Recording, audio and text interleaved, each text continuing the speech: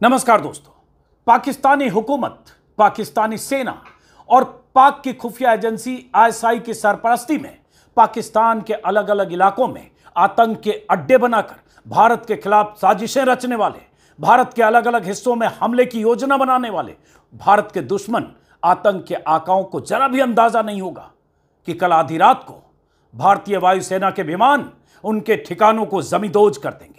उनके उन ठिकानों पर मिसाइलों की बारिश करेंगे जो ठिकाने पाकिस्तान की आर्मी कैंप से, आर्मी बेस से कुछ ही किलोमीटर की दूरी पर है।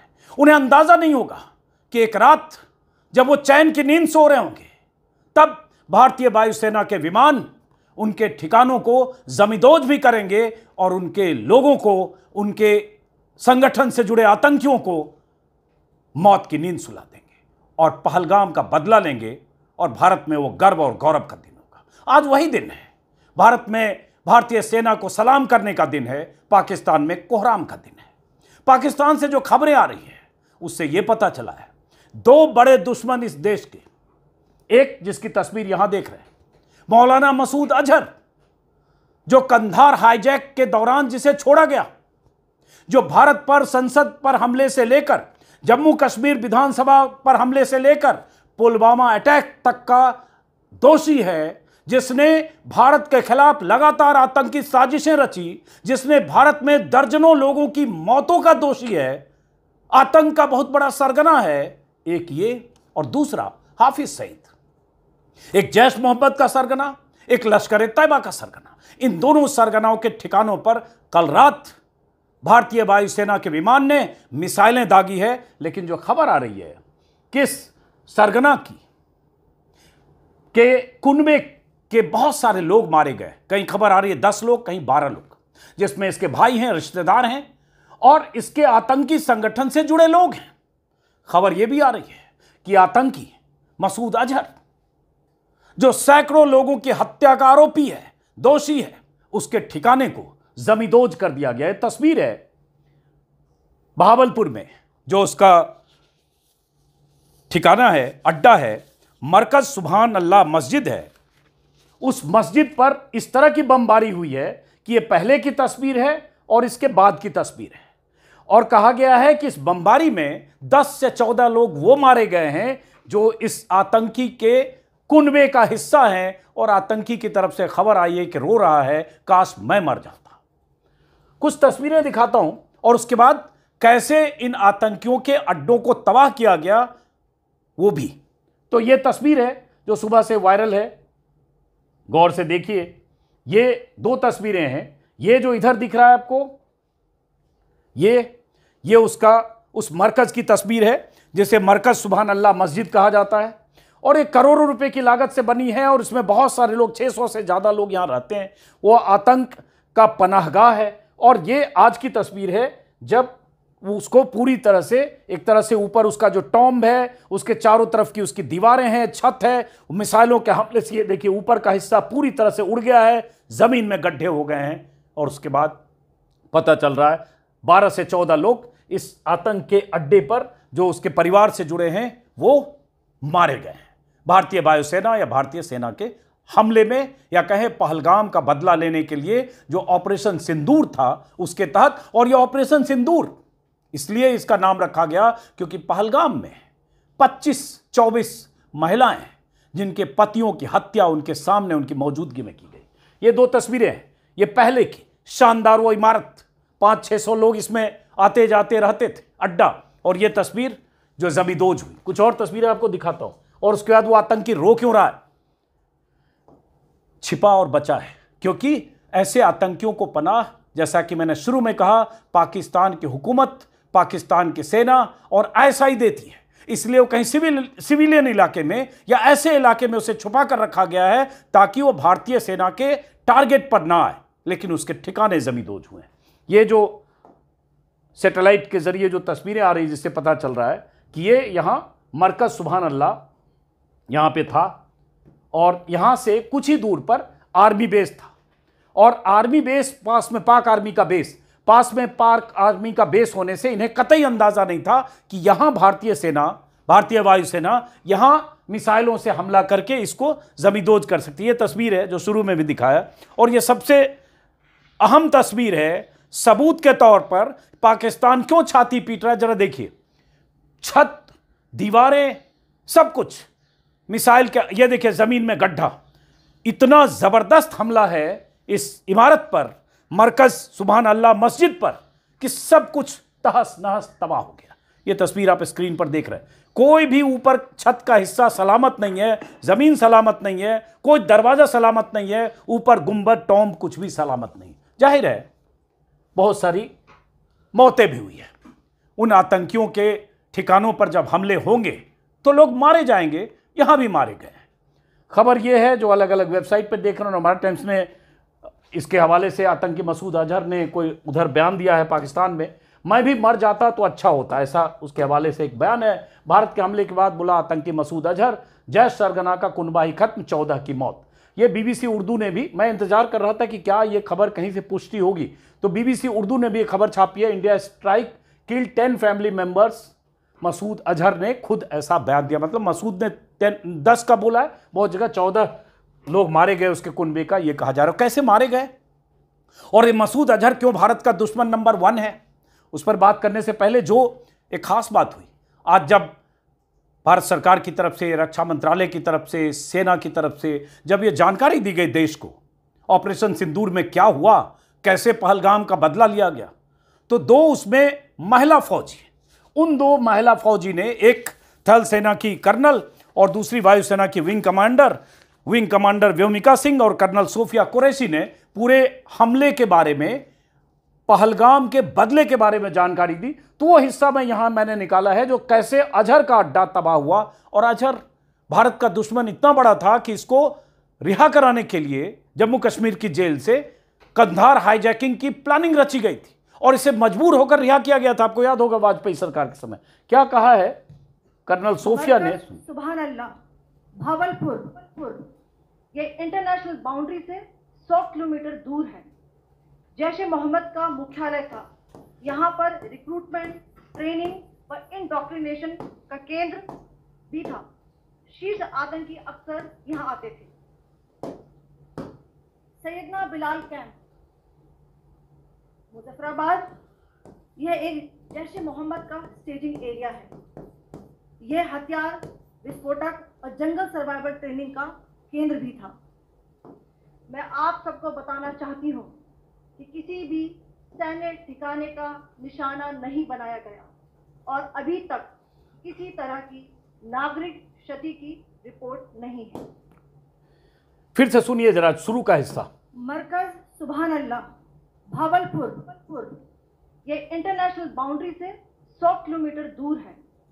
जैश ए मोहम्मद का मुख्यालय था। यहाँ पर रिक्रूटमेंट, ट्रेनिंग व इंडॉक्ट्रिनेशन का केंद्र भी था। शीर्ष आतंकी अक्सर यहाँ। अब ये जो बहावलपुर का इसका अजहर का अड्डा था, ये इंटरनेशनल बॉर्डर से 100 किलोमीटर दूर था। मतलब सोचिए, भारतीय वायुसेना ने पाकिस्तान की टेरिटरी में गए बगैर 100 किलोमीटर अंदर तक मार की है और आतंकी के अड्डे को तहस नहस तबाह जमींदोज कर दिया। उस अड्डे को जहां कहा जा रहा है बहुत सारे पाकिस्तान के आतंकी के लिए ट्रेनिंग सेंटर भी था और पाकिस्तानी सेना से जुड़े ऐसे लोग भी वहां आते जाते थे, लेकिन उसे जमींदोज किया गया। इसलिए पाकिस्तान में हड़कंप मचा है। बहुत सारी बातें मैं बताना भी चाहता हूं मसूद अजहर के लिए, लेकिन इसी बीच एक ट्वीट आया है 10:08 पर। यह ट्वीट बहुत अहम है। ट्वीट करने वाले शख्स आप जानते होंगे, भारतीय सेना के मुखिया मतलब पूर्व थल सेना अध्यक्ष मनोज नरवणे। इन्होंने ट्वीट किया 10:08 पर, अभी पिक्चर बाकी है। अब इसका क्या मतलब है?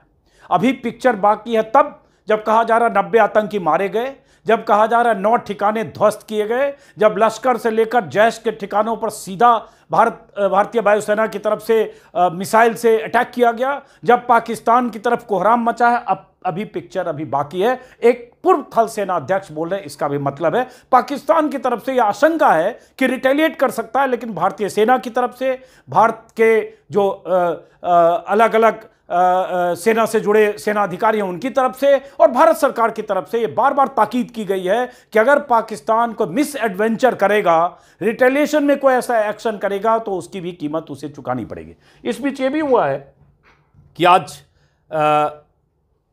प्रधानमंत्री ने, जाहिर है सरकार के लिए ये गर्व का मौका है, सेना की कामयाबी का दिन है, देश इसका इंतजार कर रहा था, सरकार पर लगातार दबाव भी था। 22 अप्रैल के इस आतंकी हमले के बाद प्रधानमंत्री मोदी, अमित शाह और राजनाथ सिंह की तरफ से पहले देश को भरोसा दिया जा चुका था कि हम बदला लेंगे पहलगाम में हुए हमले का।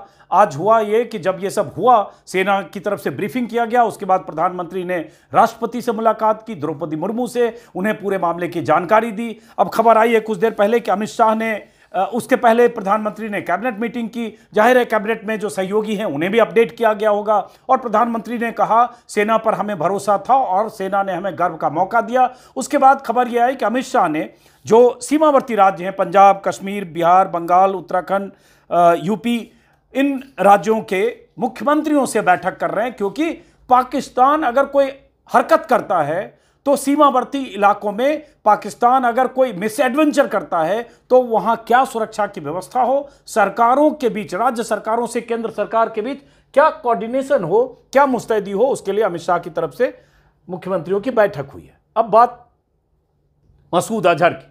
आज जैसे जैश का हेडक्वार्टर, या आज तक के हवाले से दिखा, जैश का हेडक्वार्टर उड़ाया गया, लश्कर का अड्डा था, एक कोई और टेरर कैंप था, जैश का कंट्रोल रूम, एलओसी से 10 किलोमीटर दूर एक और अड्डा था, लश्कर के का कोई और अड्डा उड़ाया गया, जैश ए मोहम्मद का लॉन्च पैड था, जैश का अड्डा, ये सब किया गया। अब ये शुरू में जैसा कि मैंने कहा, देश के जो सबसे बड़े दुश्मन दो आतंकी हैं, जैश ए मोहम्मद का मुखिया मौलाना मसूद अजहर और लश्कर ए तोयबा का मुखिया हाफिज सईद, और इनके ट्रेंड आतंकी ही पिछले 25 सालों से कश्मीर में या देश के किसी न किसी हिस्से में, जिसमें मुंबई हमला भी शामिल है और जिसमें संसद पर हमला भी शामिल है, इनके आतंकियों ने ही किया है।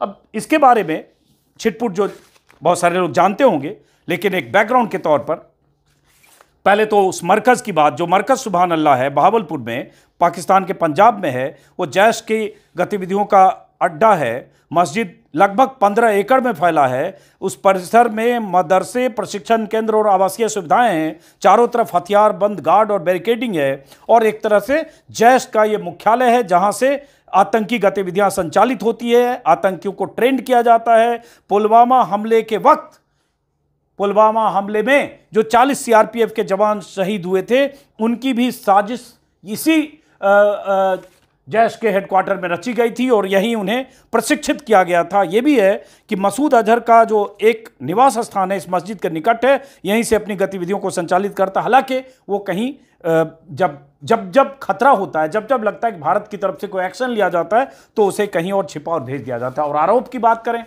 जिन मामलों में संलग्न रहा भारत के खिलाफ, जो उसने साजिशें की, उसमें श्रीनगर में आतंकी हमला 2000 में जिसमें 4 जवान शहीद हुए, 2001 में जम्मू कश्मीर विधानसभा पर हमला जिसमें 30 मौतें हुई, 2001 में भारत की संसद पर हमला जिसमें 14 मौतें हुई, 2016 में पठानकोट एयरबेस पर हमला जिसमें 3 सैनिक शहीद हुए, 2016 में ही उरी में हमला जिसमें 19 भारतीय सैनिक शहीद हुए, और पुलवामा का जिक्र किया जिसमें 40 जवान शहीद हुए।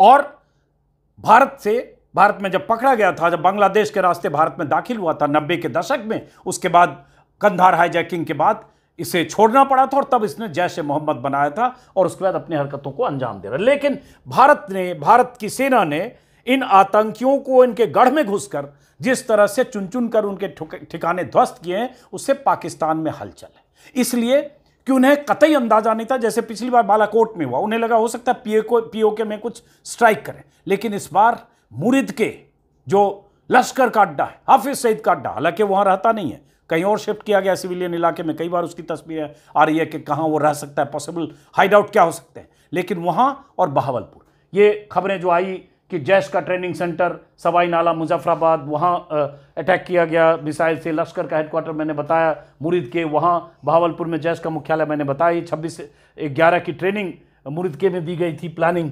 वहां ये हुआ। तो इस तरह से जो लगातार खबरें आ रही है कि अलग अलग जगहों पर भारतीय सेना ने, ये सब तबाही की तस्वीरें हैं जो पाकिस्तान की तरफ जो जैश के या उनके आतंकी अड्डे थे, उनके अड्डों पर जो तबाही हुई है उसकी तस्वीरें हैं। पूरी की पूरी इमारत, चाहे जैश का अड्डा हो, चाहे मुरीदके में हो, चाहे बहावलपुर में, पूरी की पूरी इमारत ध्वस्त हो गई है। और ये तस्वीरें पाकिस्तान को बेचैन करने के लिए काफ़ी हैं, क्योंकि उन्हें अंदाज़ा नहीं था कि ये दिन भी आएगा जब भारतीय सैनिक, भारतीय सेना, वायुसेना अपनी सरहद में रहकर पाकिस्तान की तरफ जो आतंकियों के अड्डे हैं, हेडक्वार्टर्स हैं, उन पर हमला करके टारगेटेड ढंग से उन्हें नेस्तनाबूद करेगा। बहरहाल आतंकी रो रहा है, अड्डा तबाह हुआ, क्योंकि वो मानता था कि उसका वो जो अड्डा है, मरकज़ है, वो मरकज़ सुभान अल्लाह ऐसी जगह पर है जहां पाकिस्तान आर्मी का बेस है, इसलिए वहां अटैक नहीं किया जा सकता या किसी हमले की जद में नहीं आएगा, लेकिन वो मुमकिन हुआ। अब आशंका है पाकिस्तान रिटेलिएट कर सकता है क्या? बहुत सारे जो पूर्व सैन्य अधिकारी हैं वो अलग अलग चैनलों पर लगातार कह रहे हैं कि हो सकता है, मुमकिन है ऐसा करे। पाकिस्तान के जो सरकार में बैठे मंत्री हैं वो भी इस तरह की चेतावनी दे रहे हैं कि अभी अब हमारी बारी है, तो इंतज़ार भी करना पड़ेगा। हमें भरोसा है कि हमारी सरकार और हमारी सेना लगातार मुस्तैद है, उन्हें अंदाज़ा भी होगा, उनकी नज़र भी होगी, और पाकिस्तान की तरफ से अगर किसी भी तरह का मिस एडवेंचर हुआ या किसी तरह की कोशिश हुई भारत की सीमा में दाखिल होने की या भारत में किसी हिस्से में रिटेलिएशन में इस तरह के एक्शन लेने की, तो उसका खामियाजा पाकिस्तान को चुकाना पड़ेगा। इसका भरोसा हमें अपनी सेना पर है। हमें इंतजार करना पड़ेगा कि पाकिस्तान अब क्या करता है। तो फिलहाल और भी बहुत सारी खबरें आ रही है, मातम की तस्वीरें आ रही है, जैसे आ रहा है कि आतंकियों के नमाज जनाजा में पाकिस्तान सेना के अफसर हैं। अभी कुछ तस्वीरें लगातार चैनलों पर देख रहा हूं कि आतंकियों का जनाजा, चूंकि इतनी मौतें हुई है, 90-100 तरह तरह के आंकड़े आ रहे हैं, तो कहा जा रहा है कि आतंकियों की मौत पर सेना के अफसरों ने हमदर्दी दिखाई है, और वहां सेना के कुछ अफसर, कुछ सिविल ड्रेस में अफसर, कुछ वर्दी में सेना के या पाकिस्तानी रेंजर्स उन आतंकियों के जनाजे में शामिल हो रहे हैं, और उससे साबित होता है कि उनकी हमदर्दी उन आतंकियों के साथ है जो आज की आधी रात की भारतीय सेना की स्ट्राइक में या कहें मिसाइल अटैक में, ऑपरेशन सिंदूर में जो मारे गए। तो फिलहाल इंतजार करेंगे कि आगे क्या होता है। जैसा कि पूर्व थल सेना अध्यक्ष नरवणे ने लिखा है, पिक्चर अभी बाकी है। फिलहाल इस वीडियो को यहीं खत्म करते हैं, फिर मुलाकात होगी। नमस्कार।